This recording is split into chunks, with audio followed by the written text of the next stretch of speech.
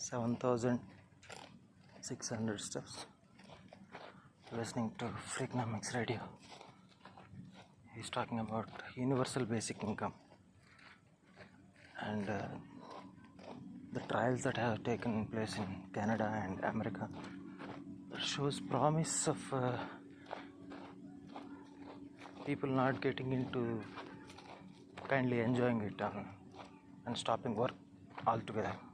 It shows promise that some people will get relief from the normal extra burden of working, and some people will get into their own projects of mini projects or something like that.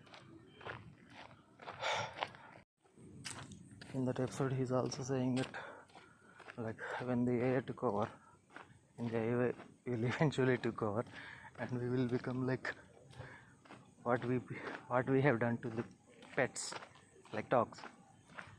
Like it's a crazy idea. Will we become pets to the AI overlords? I don't know. But universal basic income, with all the jobs are taken by AI, then it has to be the eventual outcome of the technological advancement that is becoming AI. But presently the AI is like a LLM model only, so mostly it cannot happen, not yet. Maybe in the programming fields or something it can happen, but mostly it is not going to happen unless and until that Boston Dynamic fellows has invented some super robots and then great achievements in gather technologies and portable power. Without those things, everything will become like a small technological invention. Like we came from normal phones to that smartphones, and we will also get some robots to do everyday tasks like Roombas and advanced Roombas, advanced cleaners, like that for in the house. But Tesla had made that robot, it was not so much successful, so may not happen, at least not in the near future, I think.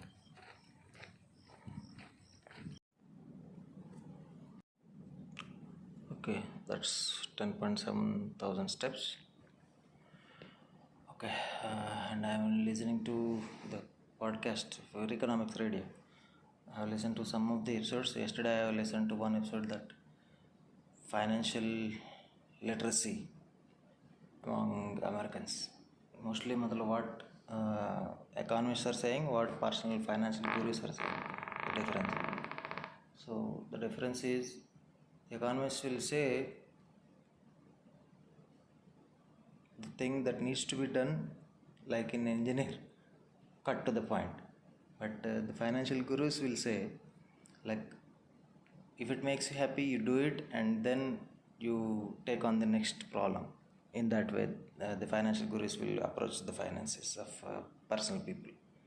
people's personal finances. So there is the difference, but not much difference.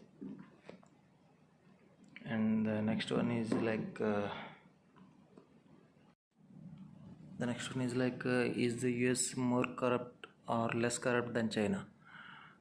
In that way, the measurement of corruption in any case should be divided into some categories, like lobbying should be also considered as a corruption, and personal favors, it should be considered as a corruption. Not only that cash corruption and the gifts in the form of gifts corruption, but it should also be considered like personal favors for some companies, personal favors from some political parties. That should also be considered as a corruption. In that way, the lobbying of America is also considered to be a corruption by some people. But lobbying in China is also there, but it goes like that Chinese officials cannot have anything, but the American officials can have so many things. In that way, the corruption takes so many forms in so many ways. And the next episode I have listened to is like China is run by engineers and America is run by lawyers. Like in China, everything is calculated and approached in a way like they want to build, they want to develop their country. But in America, they have already developed the country, so they try to litigate the hell out of everything and stop anything from going wrong in the future. So that is the main difference between the approach of American and Chinese people, he is saying.